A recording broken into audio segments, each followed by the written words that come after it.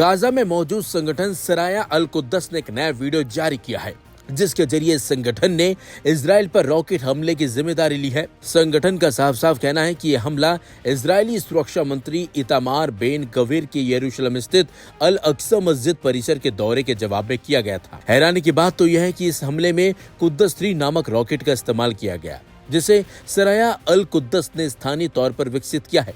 यह हमला गाजा सीमा के पास स्थित नीर आम बस्ती को निशाना बनाकर किया गया था। फिलहाल इजरायली सेना की तरफ से किसी जानमाल के नुकसान की पुष्टि नहीं की गई, लेकिन सीमा क्षेत्रों में हाई अलर्ट जारी कर दिया गया है। इस हमले को लेकर अल कुद्दस ने एक बयान भी जारी किया और कहा कि यह हमला अल अक्सा मस्जिद की बेइज्जती के खिलाफ है। हमारा जवाब हर उस कदम पर होगा जो हमारे पवित्र स्थलों को अपमानित करता है। वह इजरायली रक्षा मंत्रालय की तरफ से जारी बयान में कहा गया है कि देश की सुरक्षा से समझौता नहीं किया जाएगा और हर हमले का सख्त जवाब दिया जाएगा।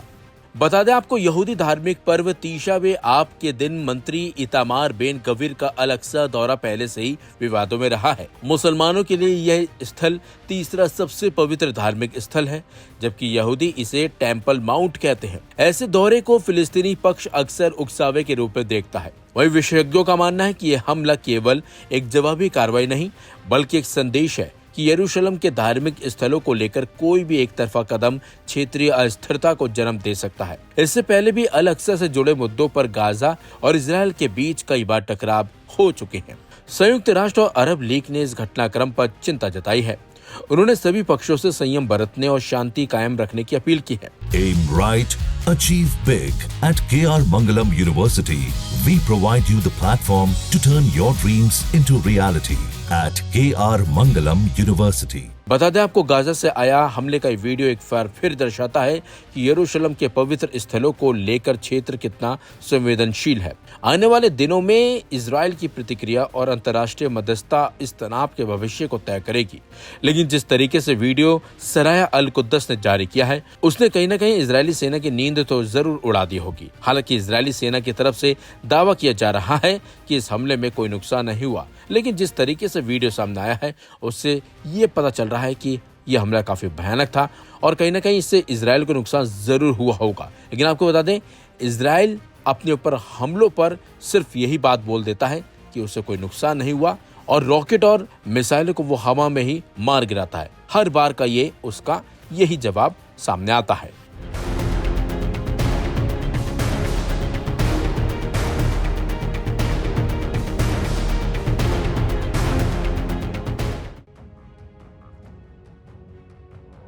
12 दिनों तक ईरान और इजराइल के बीच हुए भीषण युद्ध को रुके हुए 2 महीने का वक्त होने जा रहा है, लेकिन तनाव अभी भी बरकरार है। हमले तो रुक गए, लेकिन इन हमलों का खौफ अब तक बना हुआ है। इजराइल लगातार अपनी खुफिया एजेंसी मोसाद की मदद से ईरान में अपनी कार्रवाई जारी रखे हुए है। वहीं ईरान भी मोसाद के एजेंटों को पकड़ने के लिए पूरा जोर लगाए हुए है। ईरान की सुरक्षा एजेंसियां इजराइल के हमले के बाद से ही मोसाद के एजेंटों को पकड़ने के लिए अभियान चलाए हुए है। ईरानी एजेंसियों ने जून के बाद से ही दर्जनों एजेंटों को पकड़ा है, साथ ही कुछ को मौत की सजा भी दे दी गई है। ईरान की न्यायपालिका की ओर से सामने आई खबर के मुताबिक हाल के महीनों में मोसाद जासूसी एजेंसी के 20 संदिग्धों को गिरफ्तार किया गया है। साथ ही चेतावनी दी गई है कि उनके साथ कोई नरमी नहीं बरती जाएगी और उन्हें एक उदाहरण बनाया जाएगा। ईरान ने अपने एक प्रमुख परमाणु वैज्ञानिक रुजवे वादी को मुल्क से गद्दारी के आरोप में फांसी से लटका दिया है। ईरान की सर्वोच्च न्यायपालिका के आदेश पर बुधवार 6 अगस्त को उसे फांसी पर लटका दिया गया। रुजवे वादी पर आरोप था कि उन्होंने इजराइल की खुफिया एजेंसी मोसाद को गोपनीय और सेंसिटिव जानकारी लीक की। नतीजतन जून 2025 को इजराइल के साथ हुए युद्ध के दौरान एक अन्य ईरानी परमाणु वैज्ञानिक की हत्या हो गई। ये घटना ईरान और इजराइल के बीच बढ़ते तनाव और ईरान की कथित जासूसी विरोधी कार्रवाइयों का हिस्सा है। ऐसा नहीं है कि सभी संदिग्धों को सजा दी जा रही है। आरोप गलत साबित होने पर ईरानी अदालत उन्हें रिहा भी कर रही है। Aim right, achieve big. At KR Mangalam University, we provide you the platform to turn your dreams into reality. At KR Mangalam University.